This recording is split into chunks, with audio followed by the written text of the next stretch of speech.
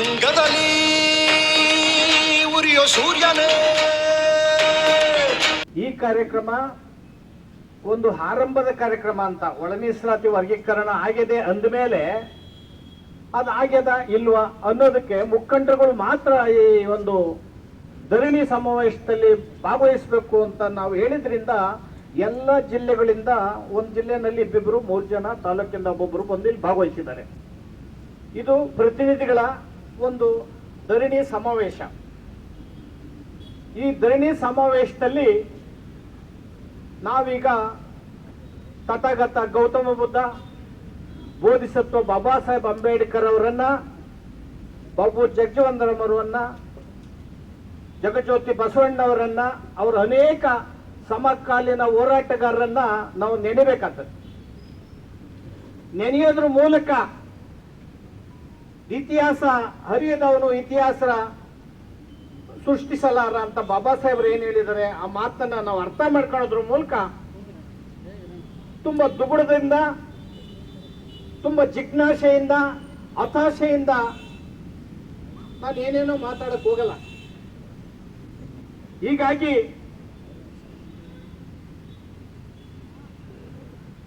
ಈ ರಾಜ್ಯದಲ್ಲಿ ಮುಖ್ಯವಾಗಿ ಅಸ್ಪೃಶ್ಯರಲ್ಲಿ ಅತ್ಯಂತ ಮುಖ್ಯವಾದ ಜಾತಿಗಳು ವಲಮಾದಿಗರು. ಅಸ್ಪೃಶ್ಯತೆಯ ಅನುಭವದಲ್ಲಿ ಸಮಾನ ದುಃಖಿಗಳು, ಸಮಾನ ಬಾಧಿತರು. ಒಳ ಮೀಸಲಾತಿ ಬಂದದ್ದೇ ದಾಸ್ಯ, ಬಡತನ, ಅನಕ್ಷರತೆ, ಅಸ್ಪೃಶ್ಯತೆಯ ನಿರ್ಮೂಲನೆಗೋಸ್ಕರ ಈ ಮೀಸಲಾತಿಯನ್ನ ಪ್ರಾರಂಭ ಮಾಡಿತ್ತು. ಮೀಸಲಾತಿ ಪ್ರಾರಂಭ ಮಾಡಿದಾಗ ಬರೀ 6 ಜಾತಿಗಳಿದ್ವು, ಈಗ 101 ಜಾತಿಗಳಾಗಿದೆ.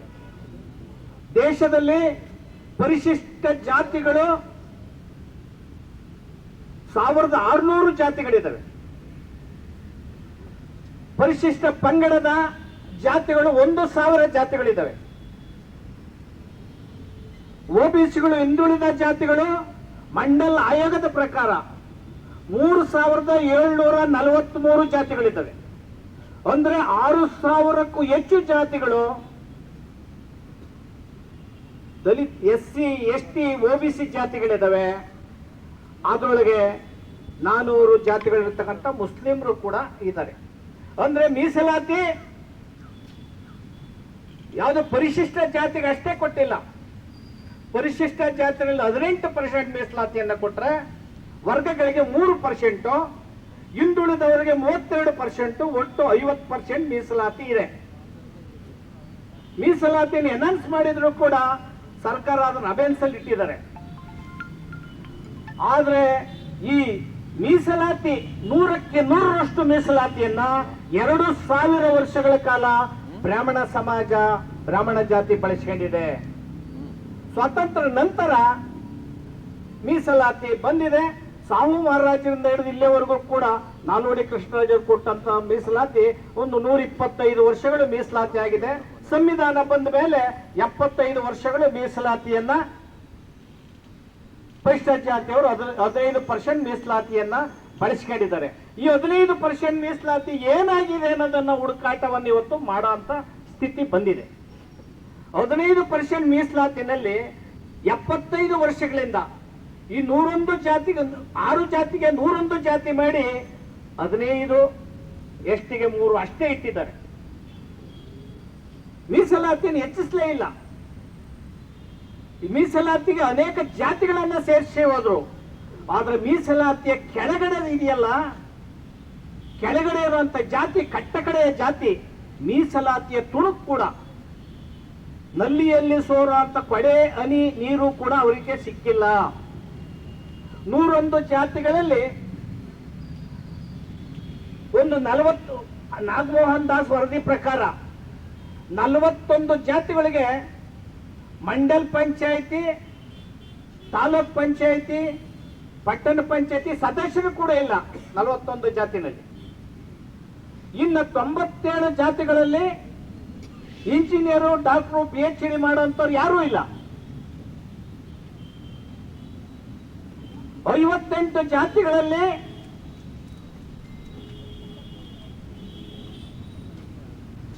ನಗರಸಭೆ, ಪಟ್ಟಣ ಪಂಚಾಯಿತಿ, ಜಿಲ್ಲಾ ಪಂಚಾಯಿತಿ, ಇನ್ನು ಅನೇಕ ರಾಜಕೀಯ ಸ್ಥಾನಮಾನಗಳು ಸಿಕ್ಕೇ ಇಲ್ಲ. MP MLAಗಳು 57 ಜಾತಿಗಳಲ್ಲಿ ಇಲ್ಲ.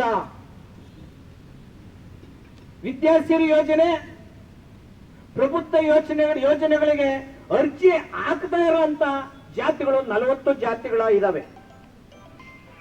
ಸ್ವತಂತ್ರ ಬಂದು ಸಂವಿಧಾನ ಬಂದು 75 ವರ್ಷಗಳಿಂದ 12 ಜಾತಿಗಳು ಅರ್ಜಿನೇ ಹಾಕಿಲ್ಲ ಸರ್ಕಾರಕ್ಕೆ. ಅಂದ್ರೆ ಇಂಥ ಜಾತಿಗಳಿಗೆ ಮೀಸಲಾತಿ ಬೇಕಲ್ವಾ?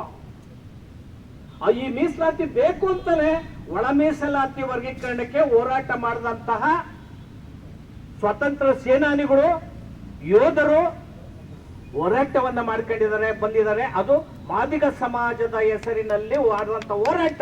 ಇದು ಮತ್ತೊಂದು ಸ್ವತಂತ್ರ ಹೋರಾಟ ಅಂತ ನಾನು ಈ ಸಂದರ್ಭದಲ್ಲಿ ನಾನು ಹೇಳಕ್ಕೆ ಇಷ್ಟಪಡ್ತೀನಿ. ಈ ಹೋರಾಟ ನಡೆದು ಸುಪ್ರೀಂ ಕೋರ್ಟ್ 7 ಜನ ನ್ಯಾಯಾಧೀಶರ ಪೀಠ ತೀರ್ಪನ್ನ ಕೊಟ್ಟಿದೆ.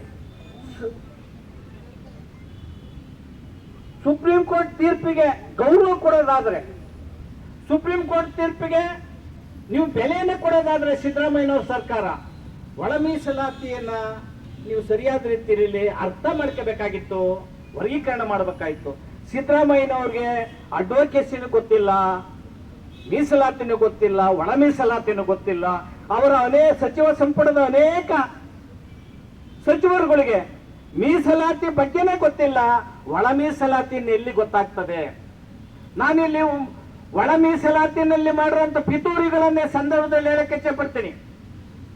ನೀವು ಒಳ ಮೀಸಲಾತಿನಲ್ಲಿ ಹುದ್ದೆಗಳು 3ಕ್ಕಿಂತ ಕಡಿಮೆ ಹುದ್ದೆ ಬಂದ್ರೆ SC ಜನರಲ್ ಅಂತ ಮಾಡಿದ್ದೀರಿ. SC ಜನರಲ್ ಅಂತ ನೀವು ಕಡಿಮೆ ಅಂದ್ರೆ ಬಿಂದುಗಳು 400 ಬಿಂದುಗಳನ್ನ ಮಾಡಿ, ಆ ಬಿಂದುಗಳಲ್ಲಿ 1, 9, 15 SCಗಳಿಗೆ ಬರ್ತವೆ. ಅಲ್ಲಿಂದ ಆಚೆಗೆ ಹಂಗೆ ಮಾಡಿಕೊಂಡು ಹೋಗ್ತಾರೆ. ಆದ್ರೆ 15 ಬಿಂದುಗಳು ಬಂದಿಲ್ಲ, 14 ಬಂತು ಅಂದ್ರೆ SC ಜನರಲ್. 3 ಉದ್ಯೋಗಗಳು ಬರಲಿಲ್ಲ ಅಂದ್ರೆ ಅದು ಒಳಗಡೆ ಲಭ್ಯ ಆದ್ರೆ SC ಜನರಲ್. ಸ್ವಾಮಿ, SC ಜನರಲ್ ಅಂದ್ರೆ ಏನು? ಸಂವಿಧಾನದಲ್ಲಿ ಎಲ್ಲಿ ಹುದ್ದೆಗಳನ್ನ ಯಾವುದೇ ಪರಿಚಯ ಅಂತ ಹುಡುಕಿ ನೋಡಿದ್ರು ಕೂಡ ಸಂವಿಧಾನದಲ್ಲಿ ಮೀಸಲಾತಿಯನ್ನ ನೀವು ವಿಭಾಗಿಸಬೇಕು ಅಂತ ಎಲ್ಲೂ ಭಾಗಿಸ್ಬೇಕು ಅಂತ ಎಲ್ಲೂ ಇಲ್ಲ. 15% ಕೊಟ್ರೆ 2 ವಿಧಾನಗಳನ್ನ ಸಂವಿಧಾನದಲ್ಲಿ ಹೇಳ್ತಾರೆ, ಹಾರಿಜಾಂಟಲ್, ವರ್ಟಿಕಲ್. ಹಾರಿಜಾಂಟಲ್, ವರ್ಟಿಕಲ್ ಅನ್ನ ನೀವು ನೋಡಿದ್ರೆ, ಈಗ ಹಾರಿಜಾಂಟಲ್ ಸಮತಳ ಮೀಸಲಾತಿಯನ್ನ ನೀವು ಕೊಟ್ಟಿದ್ದೀರಿ, ಅಲ್ಲಿ SC ಜನರಲ್ ಅಂತ ಇಟ್ಟಿದ್ದೀರಿ. ಮೀಸಲಾತಿ ಅನ್ನೋದು ಸಂವಿಧಾನದ ಪರಿಚ್ಛೇದ ಅಥವಾ ಅನುಚ್ಛೇದ 15ನೇ 4, 16ನೇ 4ರಲ್ಲಿ ಬರ್ತದೆ.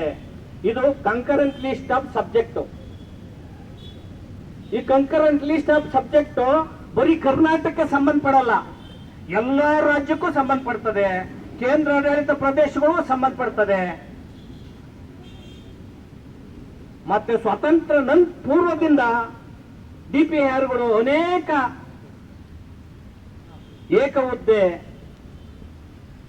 ಸಮಾನ ವೇತನ, ಜ್ಯೇಷ್ಠತೆ ಎಲ್ಲವುದನ್ನು ಕೂಡ DPR ನಿರ್ವಹಿಸಿದೆ. ಸಬರ್ವಾಲ ಪ್ರಕರಣದಲ್ಲಿ ಈ ತರ ಸಮಸ್ಯೆಗಳು ಬಂದಾಗ ಅವರು 200 ಬಿಂದುಗಳನ್ನ ಮಾಡಿ ವರ್ಗೀಕರಣ ಮಾಡೋದಕ್ಕೆ ಅನೇಕ DODT ನಲ್ಲಿ ಆ ಇಲಾಖೆ ಏನು ಸಿಬ್ಬಂದಿ ಮತ್ತು ತರಬೇತಿ ಇಲಾಖೆ ಇದನ್ನ ನಿರ್ವಹಿಸಿದೆ. ಇದನ್ನೆಲ್ಲ ನೋಡಿದಲೇನೆ ನೀವು SC ಜನರಲ್ ಅಂತ ಮಾಡಿ 3 ಹುದ್ದೆಗಳು ಬರಲಿಲ್ಲ ಅಂತ ಅಂದ್ರೆ 101 ಜಾತಿಗಳು ಸ್ಪರ್ಧೆ ಮಾಡಬೇಕದಕ್ಕೆ ಅಂದಾಗ ಈ ಕೆಳಗಡೆ ಇದಾವಲ್ಲ ಅಲೆಮಾರಿ ಜಾತಿಗಳು, 59 ಅಲೆಮಾರಿ ಜಾತಿಗಳು ಅಥವಾ ಮಾದಿಗ ಜಾತಿ, ಮಾದಿಗ ಸಂಬಂಧಿತ ಜಾತಿ ಸ್ಪರ್ಧೆ ಮಾಡಕ್ಕೆ ಆಗಲ್ಲ, ಒಂದು ಉದ್ಯೋಗನೂ ಕೂಡ ತಗೊಳಕ್ ಸಾಧ್ಯ ಇಲ್ಲ. ಆಮೇಲೆ ಮತ್ತೊಂದು ಗುಟ್ಟನ್ನ ನಿಮ್ಗೆ ಹೇಳ್ಬೇಕಂದ್ರೆ, ನೀವು ವಿವಿಧ ಇಲಾಖೆಗಳಲ್ಲಿ ಹುದ್ದೆಗಳು ಮಂಜೂರಾಗಿದ್ದಾವೆ, 56,432 ಹುದ್ದೆಗಳಿಗೆ ವಿವಿಧ ಇಲಾಖೆಗಳಲ್ಲಿ ಹುದ್ದೆಗಳು ಮಂಜೂರಾದಾಗ ಅದನ್ನು ತೆಗೆದು ನೋಡಿದ್ರೆ ಒಂದು ಪತ್ರಿಕೆ ಬರೀತದೆ, ಯಾವುದೇ ಇಲಾಖೆಯಲ್ಲಿ 10ಕ್ಕಿಂತ ಹೆಚ್ಚು ಹುದ್ದೆಗಳೇ ಇರಲ್ಲ. 10ಕ್ಕಿಂತ ಹುದ್ದೆ ಹೆಚ್ಚಿಲ್ಲ ಅಂದ್ರೆ SC ಜನರಲ್ ಆಯ್ತು. ತಿರ್ಗಾದು 9 ಬಿಂದುಗಳು ಅಲ್ಲಿಗೆ ನಿಂತೋಗ್ತದೆ, 8 7 ನಿಂತೋಗ್ತದೆ. ಅವಾಗ SC ಜನರಲ್ ಆಯ್ತು.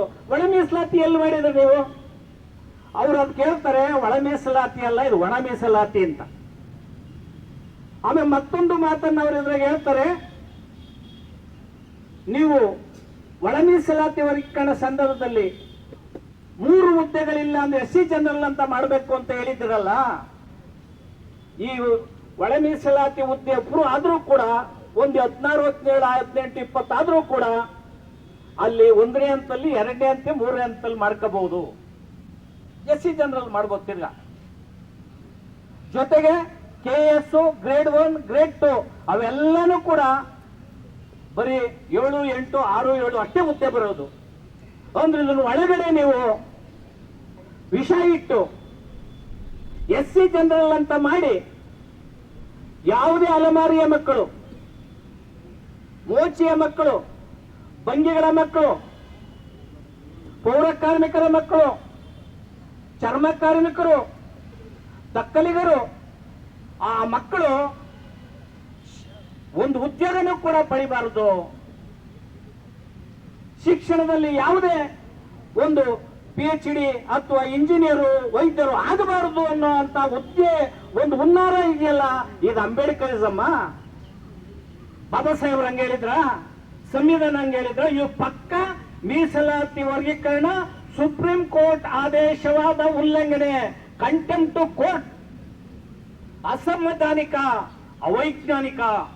ಈ ಅವೈಜ್ಞಾನಿಕ ಒಳ ಮೀಸಲಾತಿ ವರ್ಗೀಕರಣವನ್ನ ಸಂಭ್ರಮಗೊಳಿಸಿದಂತ ತಿಳಿಗೇಡಿಗಳು, ಅಯೋಗ್ಯರು ಸಿಹಿ ಉಣಿಸಿ ಬೀದಿ ಬೀದಿಗಳ ಆರತುರಾಯಿಗಳನ್ನು ಹಾಕ್ಸ್ಕೊಳ್ಳೋದ್ರ ಮೂಲಕ, ಒಬ್ಬೊಬ್ರು ಒಂದೊಂದು ಸಂಘಟನೆ ಮಾಡ್ಕೊಳ್ಳೋದ್ರ ಮೂಲಕ, ಮೆಡಿಕಲ್ ಕಾಲೇಜ್ ಮಾಡ್ಕೊಳ್ಳಿ, ಇಂಜಿನಿಯರ್ ಕಾಲೇಜ್ ಮಾಡ್ಕೊಳ್ಳೋ ಕೂಡ ಭೂಮಿಗಳನ್ನು ಖರೀದಿ ಮಾಡ್ಕೊಂಡು ನಿಮ್ಮ ಅಳಿಯದರು ನಿಮ್ಮ ಮಕ್ಕಳುಗಳನ್ನ ಮಂತ್ರಿಗಳನ್ನ ಮಾಡೋದಕ್ಕೆ ಈಗ ನಡೆಯುವಂತ ಪ್ರಸ್ತುತ ರಾಜಕಾರಣದಲ್ಲಿ ಈ ಒಂಡಲ್ಲಿ ಮೀನನ್ನು ಹಿಡಿಯಕ್ಕೆ ಹೋಗ್ತಾ ಇದ್ದೀರಲ್ಲ, ಇದು ಸಮಾಜದ ಕಳಕಳಿನ, ಸಮುದಾಯದ ಕಳಕಳಿನ?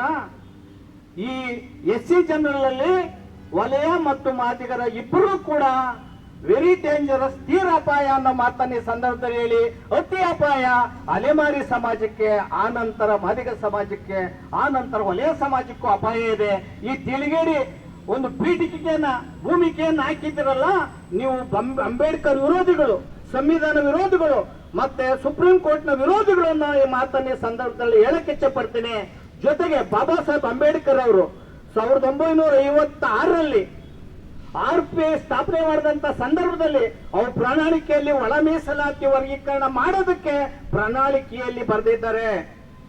ದುರ್ಬಲಗಳು, ಆರ್ಥಿಕವಾಗಿ ಹಿಂದುಳಿದವರು, ಸಾಮಾಜಿಕವಾಗಿ ಹಿಂದುಳಿದವರು, ಶೈಕ್ಷಣಿಕವಾಗಿ ಹಿಂದುಳಿದವರಿಗೆ ಸಾಮಾಜಿಕ ನ್ಯಾಯವನ್ನ ಕೊಡೋದಕ್ಕೆ,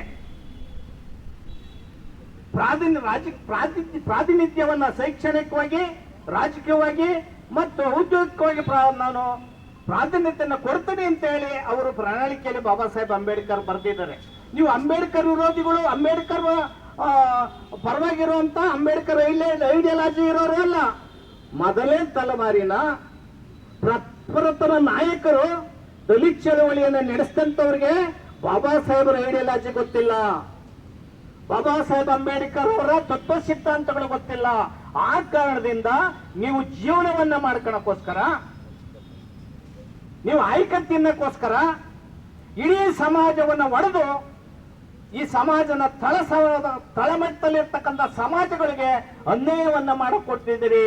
ಇದನ್ನ ನಾವು ಸಹಿಸೋದಿಲ್ಲ ಅನ್ನೋ ಮಾತನ್ನ ಈ ಸಂದರ್ಭದಲ್ಲಿ ಹೇಳಕ್ ಇಚ್ಛೆ ಪಡ್ತೀನಿ. ಹಾಗೇನೆ ಅನೇಕ ಉದ್ಯೋಗಗಳು ನೋಡಪ್ಪ, ಈಗ ಸಾಹೇಬರಿಗೆ ಗೊತ್ತು, ಕಮಿಷನರ್ ಇದ್ದಾರೆ. 20ನೇ ತಾರೀಕು ಒಂದು ವಾರ ಆಯ್ತು, ಇದೇ ತಿಂಗಳು 20ನೇ ತಾರೀಕು 20/5/2026 ಒಂದು ಇದನ್ನ ಹೊಡಿಸ್ತಾರೆ.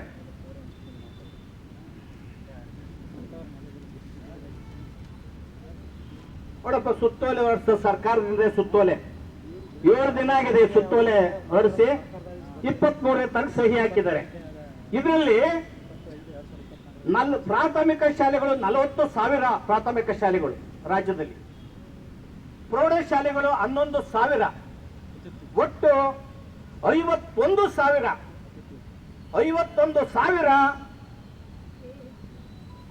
ಅತಿಥಿ ಶಿಕ್ಷಕರನ್ನ ತಾತ್ಕಾಲಿಕವಾಗಿ ನೇಮಕ ಮಾಡ್ಕೊಂತಾರ. ಇದರಲ್ಲಿ ಒಳ ಮೀಸಲಾತಿ ಇಲ್ಲ. 51,000 ಹುದ್ದೆಗಳು, ಇದರಲ್ಲಿ ಒಳ ಮೀಸಲಾತಿ ಇಲ್ಲ. ಇನ್ನ ಸ್ಥಳೀಯ ಸಂಸ್ಥೆಗಳಲ್ಲಿ ಒಳ ಮೀಸಲಾತಿ ಇಲ್ಲ. ಮಹಾನಗರ ಪಾಲಿಕೆ ಇಲ್ಲ, ಪಟ್ಟಣ ಪಂಚಾಯತ್ ಇಲ್ಲ, ಜಿಲ್ಲಾ ಪಂಚಾಯತ್ ಇಲ್ಲ, ತಾಲೂಕ್ ಪಂಚಾಯತ್ ಇಲ್ಲ, ವಿಶ್ವವಿದ್ಯಾನಿಲಯದಲ್ಲಿ ಇಲ್ಲ. RTI ನಲ್ಲಿ ಮಕ್ಕಳು ಸೇರಿಸ್ತಾ ಇದ್ದಾರೆ. ರೈಟ್ ಆಫ್ ಎಜುಕೇಶನ್ ಅಲ್ಲಿ ಒಳ ಮೀಸಲಾತಿ ಇಲ್ಲ. ಡಿಗ್ರಿ ಕಾಲೇಜುಗಳಲ್ಲಿ 10,500 ಅಡ್ಮಿಷನ್ ಮಾಡಬೇಕು, ಅಲ್ಲಿ ಒಳ ಮೀಸಲಾತಿ ಇಲ್ಲ. LLB, IIT, IIM ಅಲ್ಲಿ ಒಳ ಮೀಸಲಾತಿ ಇಲ್ಲ. ಕೆಲವು ಕಡೆ ಮೀಸಲಾತಿನೇ ಇಲ್ಲ. ಇನ್ನು ಮೀಸಲಾತಿ ಖಾಸಗೀಕರಣದಲ್ಲಿಲ್ಲ. 2% ಅಷ್ಟೇ ಇದು ಮೀಸಲಾತಿ ಇರೋದು. 2%, 1% ಖಾಸಗೀಕರಣ ಆಗೋದೇ 1% ಅಂದ್ರೆ ಈ ಸಮಾಜ ಎಲ್ರಿ ಮೇಲಕ್ಕೆ ಬರಬೇಕು.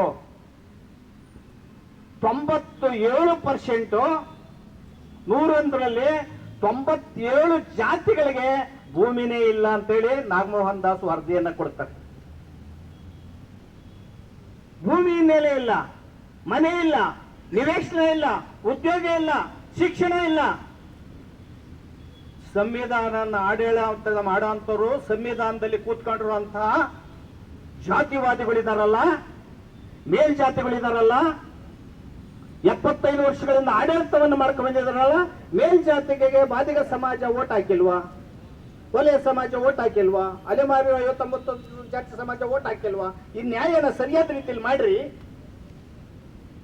ನಿಷ್ಪಕ್ಷಪಾತವಾಗಿ, ಸಂವಿಧಾನಬದ್ಧವಾಗಿ, ನ್ಯಾಯಾಲಯದ ಕಾನೂನು ವ್ಯಾಪ್ತಿನಲ್ಲಿ ನ್ಯಾಯ ಮಾಡಬೇಕಲ್ಲ ನೀವು. ಮೇಲ್ಜಾತಿಯಲ್ಲಿರ್ತಕ್ಕಂಥ ಕ್ಯಾಬಿನೆಟ್ ಸಚಿವರುಗಳು, MLAಗಳು, MP ಗಳು ಮನೆ ಮುಂದೆ ಎಷ್ಟು ತಮಟೆ ಹೊಡೆಯೋದು? 35 ವರ್ಷ ಹೋರಾಟ ಮಾಡಿದೆ.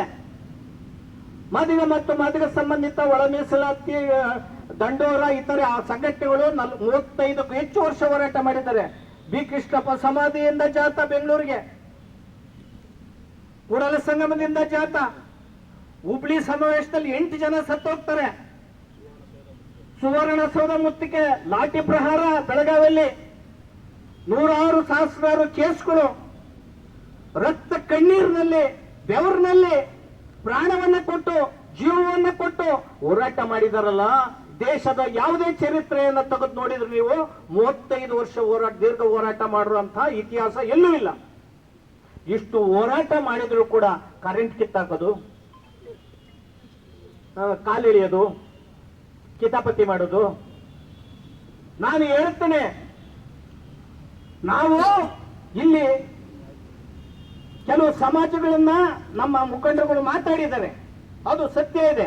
ಆದ್ರೆ ಮತ್ತೊಂದು ಮುಖವನ್ನ ನಾನು ಹೇಳಕ್ಕೆ ಇಚ್ಛೆ ಪಡ್ತೀನಿ. ಇಲ್ಲಿ ನೇರವಾಗಿ KH ಮುನಿಯಪ್ಪನವರು, ತಿಮ್ಮಪ್ಪರವನವರು ಅತ್ಯಂತ ಕಡಿಮೆ ದರ್ಜೆಯ ಮತ್ತು ಜ್ಞಾನವಿಲ್ಲದ ಅಜ್ಞಾನಿಗಳು, ಒಳ ಮೀಸಲಾತಿ ಬಗ್ಗೆ ಇಲ್ಲದಂತ ಪ್ರಜ್ಞೆ ಇಲ್ಲದ ತಿಳಿಗೇಡಿಗಳು, ಆಸೆ ಬುರುಕರು. ನಿಮ್ಗೆ ಜ್ಞಾನಮಾನ ಇದ್ರೆ ಒಳ ಮೀಸಲಾತಿಯನ್ನ ಸರಿಯಾದ ರೀತಿಯಲ್ಲಿ ವರ್ಗೀಕರಣ ಮಾಡೋದಕ್ಕೆ ನೀವು ಸರ್ಕಾರದಕ್ಕೆ ವಿಚಾರವನ್ನ ಸಂಘಟನೆಗಳ ಮೂಲಕ ತಲುಪಿಸೋದಕ್ಕೆ, ಸೇತುವೆಯನ್ನು ಕಟ್ಟೋದಕ್ಕೆ ನೀವು ವಿಫಲರಾಗಿದ್ದೀರಿ. ಮತ್ತೊಂದು ಸಮಾಜಗಳನ್ನ ನಾವು ದೂಷಣೆ ಮಾಡಕ್ ನಾನು ಹೋಗೋದಿಲ್ಲ. ನಿಮ್ಗೆ ತಾಕತ್ತಿದೆಯಲ್ವಾ, ನೀವು ಮಾಡಬೇಕಾಗಿತ್ತು. ಆದ್ರೆ ಭೂಮಿ ಕೊಡಿ, ಮೆಡಿಕಲ್ ಕಾಲೇಜ್ ಮಾಡ್ಕೊಂತೀವಿ, ಇಂಜಿನಿಯರಿಂಗ್ ಕಾಲೇಜ್ ಮಾಡ್ಕೊಂತೀವಿ, ಒಳ ಮೀಸಲಾತಿ ಆದ ತಕ್ಷಣ ಎಲ್ಲ ಆಗ್ಬಿಟ್ಟದೆ ಅಂತ ಹೇಳಿ ಸುಳ್ಳು ಸುಳ್ಳು ಸುದ್ದಿಯನ್ನು ಹಬ್ಬಿಸಿ, ಒಳ ಮೀಸಲಾತಿನೇ ಅಲ್ಲ ಇದು. ಒಳ ಮೀಸಲಾತಿ ವರ್ಗೀಕರಣನೇ ಆಗಿಲ್ಲ. ಇದು ಸಂವಿಧಾನದ ಬಾಹಿರ. ವಿರಳ ಹುದ್ದೆಗಳು ಕೂಡ ಸಿಗಲ್ಲ ಇದರಲ್ಲಿ. ಈ ಒಳ ಮೀಸಲಾತಿ ಮಾಡಿರುವಂತದ್ದು ಅಲೆಮಾರಿ ಜಾತಿಗಳಿಗೆ ಮರಣ ಶಾಸನ ಆದ್ರೆ, ಈ ಮಾದಿಗ ಮತ್ತು ಮಾದಿಗ ಸಂಬಂಧಿತ ಜಾತಿಗಳಿಗೆ ಕತ್ತಿಗೆ ನೇಣುಗಂಬ ಇದು. ಆ ಕಾರಣದಿಂದ ಒಳ ಮೀಸಲಾತಿ ವರ್ಗೀಕರಣವನ್ನ ಸಂಭ್ರಮ ಮಾಡುವಂತವ್ರು ಇದಾರಲ್ಲ, ಅವರು ದಳ್ಳಾಳಿಗಳು, ರಾಜಕೀಯದ ದಳ್ಳಾಳಿಗಳು ಅನ್ನೋದನ್ನ ತಿಳ್ಕೋಬೇಕಾಗಿದೆ. ರಾಜಕಾರಣಿಗಳು ಮಾಡ್ತಾರಲ್ಲ, ಅವರು ಅಲ್ಲಿ ಸರ್ಕಾರದಲ್ಲಿ ಬಕೆಟ್ ಹಿಡಿಯೋದಕ್ಕೆ ಅವರು ಒಂದು ಸೀಟನ್ನ ಗಿಟ್ಸ್ಕೊಳಕ್ಕೆ ಮಾಡ್ತಾ ಇದ್ದಾರೆ. ಸೇಮ್ ಟೈಮ್ ದಲಿತ ಚಳುವಳಿ ಅಂತ ಹೋದಂತ ಜನ ಈ ಒಳ ಮೀಸಲಾತಿ ವಿಚಾರದಲ್ಲಿ ಕಿತಾಪತಿಗಳನ್ನು ಮಾಡಿ ಅಲ್ಲಲ್ಲಿ ಎತ್ಕಟ್ಟಿ, ಬೋವಿ ಕೊರ್ಮಗಳನ್ನು ಎತ್ಕಟ್ಟಿ MLA ಕೊಡಿ, MLC ಕೊಡಿ ಅಂತ ಅಲ್ಲಿ ಕಿಂಚಿ ಸಿದ್ದರಾಮಯ್ಯ ಅಂತವ, ಇವರು ಕೂಡ ಅತ್ಯಂತ ಸಂವಿಧಾನ ದ್ರೋಹಿಗಳು, ಅಂಬೇಡ್ಕರ್ ಐಡಿಯಾಲಜಿ ಇಲ್ಲದರು ಅನ್ನೋ ಮಾತನ್ನ ಈ ಸಂದರ್ಭದಲ್ಲಿ ಹೇಳಿ ಅಲೆಮಾರಿಗಳನ್ನ ನಾಗಮೋಹನ್ ದಾಸ್ ಆಯೋಗದಲ್ಲಿ ಅವರು ಪ್ರವರ್ಗ ಎ ಗ್ರೂಪ್ ಅಲ್ಲಿ ಕೊಟ್ಟು ವಿಶೇಷ ಸ್ಥಾನಮಾನವನ್ನು ಕೊಟ್ಟಿದ್ರು. ಅದನ್ನು ತಾಂಡವಿ ಸಿದ್ದರಾಮಯ್ಯನವರು ರಾಜಕೀಯ ಒಳ ಮೀಸಲಾತಿಯನ್ನು ವರ್ಗೀಕರಣ ಮಾಡಿ ಸಿ ಗುಂಪಲ್ಲಿ ಹಾಕಿದಿರಲ್ಲ, ಅವ್ರನ್ನ ಹುಲಿ ಕೈಗೆ ಜಿಂಕೆಯನ್ನ ಬಲಿ ಕೊಟ್ಟಂಗೆ, ಹುಲಿ ಬೋನ್ಗೆ ಜಿಂಕೆ ಹಾಕಿದಂಗೆ.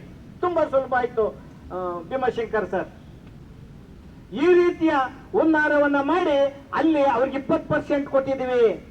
4.50 4.5% ಸಿ ಗ್ರೂಪ್ಗೆ ಬೋವಿ ಲಮಾಣಿ ಕೊರಂ ಕೊಟ್ಟು 20% ಅವ್ರಿಗೆ ಕೊಟ್ಟಿದ್ದೀವ್ರಿ.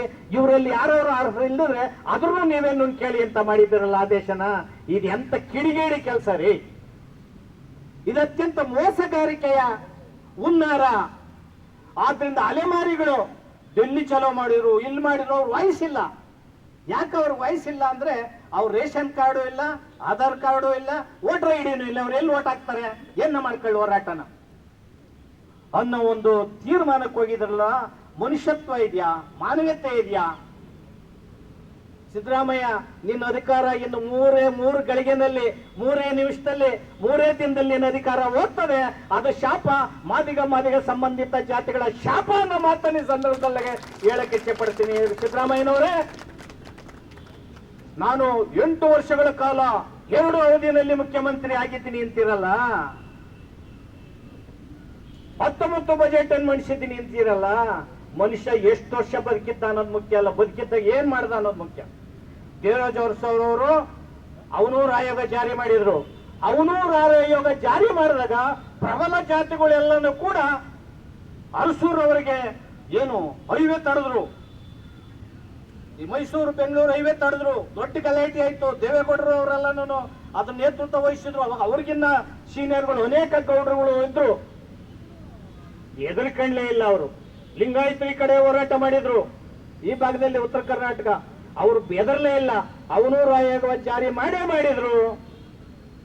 ಹಿಂದುಳಿದವರಿಗೆ 32% ಮೀಸಲಾತಿನ ಕೊಟ್ರು ಅವನವರು. ಅದರಿಂದ ಅವರು ಇತಿಹಾಸದಲ್ಲಿ ದಾಖಲಾಗಿದ್ದಾರೆ. ಕಾಂತರಾಜ್ ವರ್ಗನೆ ಜಾರಿ ಮಾಡಿಲ್ಲ ಸಿದ್ದರಾಮಯ್ಯನವ್ರು. ನೀನ್ ಯಾವ್ದ್ರಿ? ನಿಮ್ ಸಮಾಜದವ್ರು ಇದ್ರು, ಹುಡುಗರಿದ್ರು, ಅಗಸರಿದ್ರು, ಅಜಾಮ್ರಿದ್ರು. ಅವರೆಲ್ಲರಿಗೂ ಕೂಡ ನೀನ್ ಬತ್ತಿ ಇಕ್ಕಿ ನಾನು ಇನ್ನ ಮುಖ್ಯಮಂತ್ರಿ ಆಗ್ತೀನಿ ಅದು ಯಾವ ಪುರುಷಾರ್ಥಕ್ಕೋಸ್ಕರ ಯಾವುದೇ ಕಾರ್ಯಕ್ರಮಗಳು, ದಾಖಲಾರ್ಹ ಕಾರ್ಯಕ್ರಮಗಳು ನೀನ್ ಮಾಡ್ಲೇ ಇಲ್ಲ. ಬರೀ 0 ಅವರಲ್ಲಿ ನೀನು ಹೋಗಿದ್ದಿ. ಪರಿಶಿಷ್ಟ ಜಾತಿಯವರ ಹೊಟ್ಟೆಯನ್ನು ಉರಿಸಿ 39,000 ಕೋಟಿ ಹಣ 3 ವರ್ಷದಲ್ಲಿ ತಾಂಡೋಗಿ SC SPT TSP ಹಣವನ್ನ ರಸ್ತೆಗಳಿಗೆ, ಡ್ಯಾಮ್ಗಳಿಗೆ, ಮೇಲ್ಸೇತುವೆಗಳಿಗೆ ಹಾಕಿದ್ಯಲ್ಲ, ನಿಮ್ ಮನೆ ಹಾಳಾಗುತ್ತದೆ ಅನ್ನೋ ಮಾತನ್ನ ಈ ಸಂದರ್ಭದಲ್ಲಿ ಹೇಳಕ್ಕೆ ಇಚ್ಛೆ ಪಡ್ತೀನಿ. ನಾನು ಯಾರಿಗೂ ಹೆದರಿಕಡಲ್ಲ ರೀ. ಸಿದ್ದರಾಮಯ್ಯನವರು 2 ಅವಧಿಗಳಲ್ಲಿ 1 ಸೈನ್ ಕೂಡ ಹಾಕ್ಸಿಲ್ಲ. ಇದು ಚಾಲೆಂಜ್.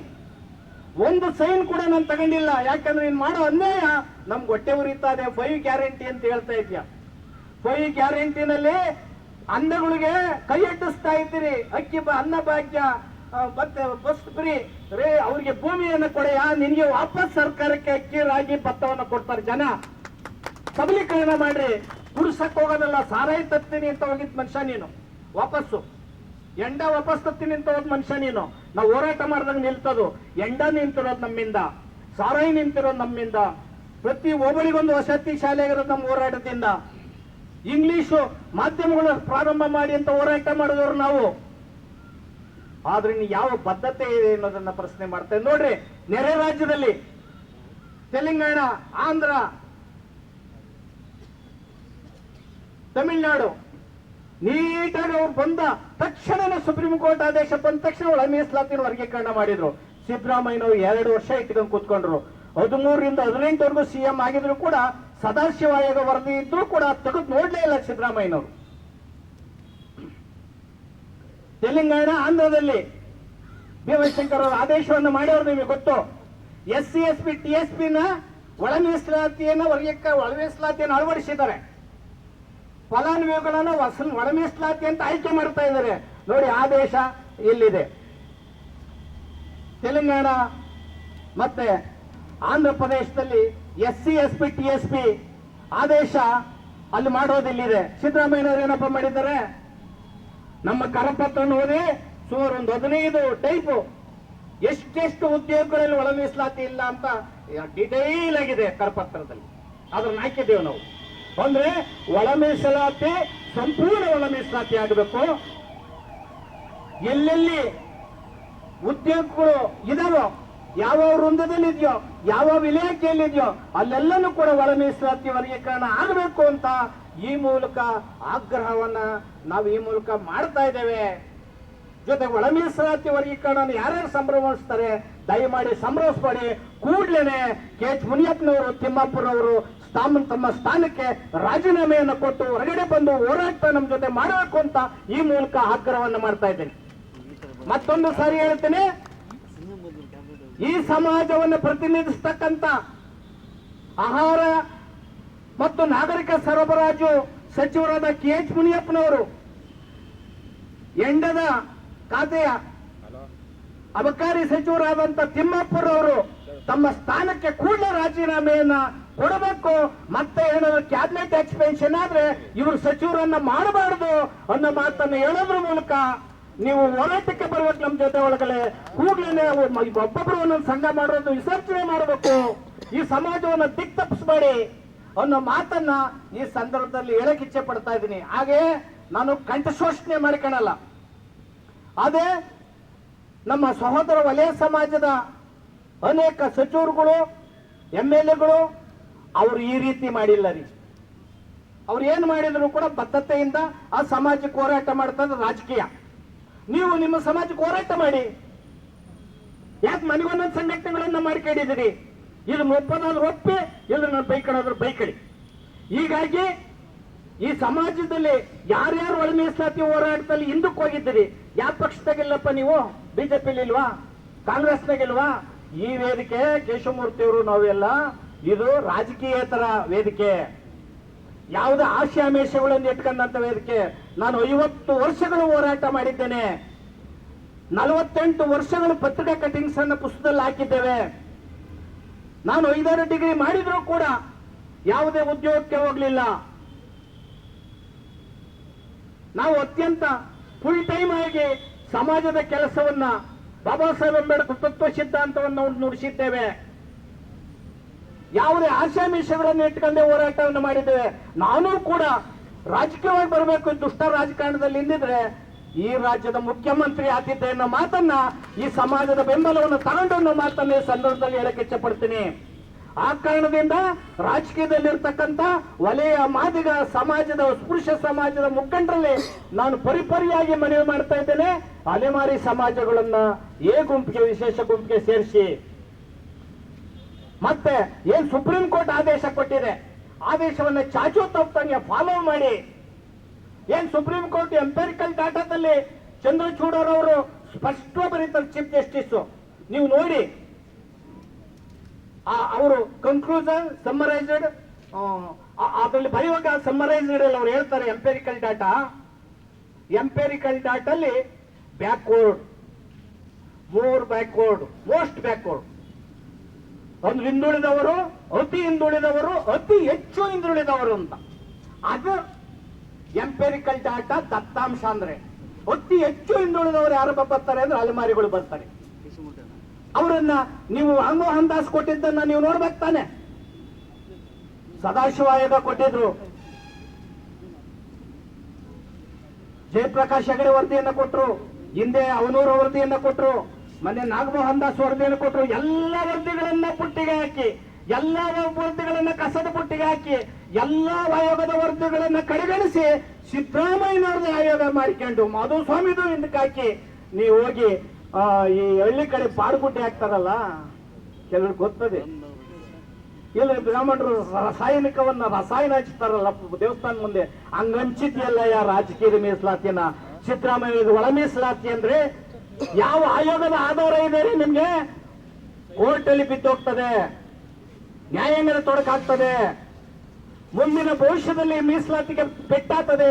ಅದಾಗಲಿ ಅನ್ನೋ ಹುನ್ನಾರದಿಂದಲೇ ಸಿದ್ದರಾಮಯ್ಯನವರು ಈ ಒಳ ಮೀಸಲಾತಿಯನ್ನ SC ಜನರಲ್ ಅಂತ ಇಟ್ಟು ಬಹುದೊಡ್ಡ ವಿವಾದವನ್ನ ಮಾಡಿದ್ದಾರೆ. ಆದ್ದರಿಂದ ನಾವು ಇವರ ಒಳ ಮೀಸಲಾತಿ ವರ್ಗೀಕರಣವನ್ನ ಸಂಪೂರ್ಣವಾಗಿ ತಿರಸ್ಕರಿಸ್ತಾ ಇದ್ದೇವೆ. ತಿರಸ್ಕರಿಸಬಹುದಲ್ಲ? ಗಲ್ಟಿ ಮಾಡ್ಬಿಡ. ತಿರಸ್ಕರಿಸಬಹುದಾ? ಈ ಒಳ ಮೀಸಲಾತಿಯನ್ನ ಸಂಪೂರ್ಣವಾಗಿ ನಾವು ತಿರಸ್ಕರಿಸ್ತಾ ಇದ್ದೇವೆ.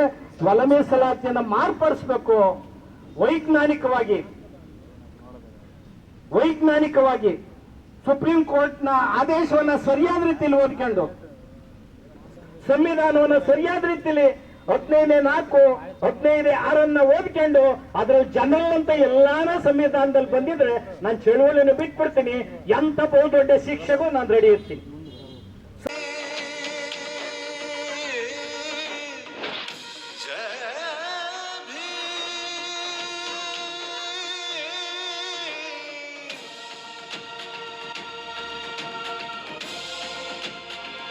ಮಾದಿಗ ಸಂಘಟನೆಗಳ ಒಕ್ಕೂಟದ ಮುಖಾಂತರ ಏನು ತಾವು ಮನವಿ ಸಲ್ಲಿಸಿದ್ದೀರಾ ಆ ಒಕ್ಕೂಟಗಳ ಬಗ್ಗೆ ಈಗಾಗಲೇ ನಾನು ತಮ್ಮ ಮನವಿಯನ್ನು, ತಮ್ಮ ಮನಸ್ಸಿನ ಆಳದ ಒಂದು ಮಾತುಗಳನ್ನೇನಿದೆ ಸಂಪೂರ್ಣವಾಗಿ ಕೇಳಿದ್ದೇನೆ, ಅರ್ಥಕೊಂಡಿದ್ದೇನೆ. ಪ್ರಮುಖವಾಗಿ ತಾವು ಏನು ನೀತಿಗೆ ಸಂಬಂಧಪಟ್ಟಂತೆ ವಿರೋಧವನ್ನು ವ್ಯಕ್ತಪಡಿಸಿದ್ದೀರಾ ಅದನ್ನು ಖಂಡಿತವಾಗ್ಲೂ ಮಾನ್ಯ ಸಚಿವರು ಮತ್ತು ಮಾನ್ಯ ಮುಖ್ಯಮಂತ್ರಿಯವರ ಗಮನ ಕಾರ್ಯದರ್ಶಿಯವರಿಗೆ ಹಾಗೂ ಮಾನ್ಯ ಸಚಿವರಿಗೆ, ಮಾನ್ಯ ಮುಖ್ಯಮಂತ್ರಿಯವರಿಗೆ ತಲುಪಿಸಲಿಕ್ಕೆ ನಾನು ಕ್ರಮ ವಹಿಸ್ತೇನೆ ಅಂತ ಹೇಳಲಿಕ್ಕೆ ಬಯಸ್ತೇನೆ. ಧನ್ಯವಾದ.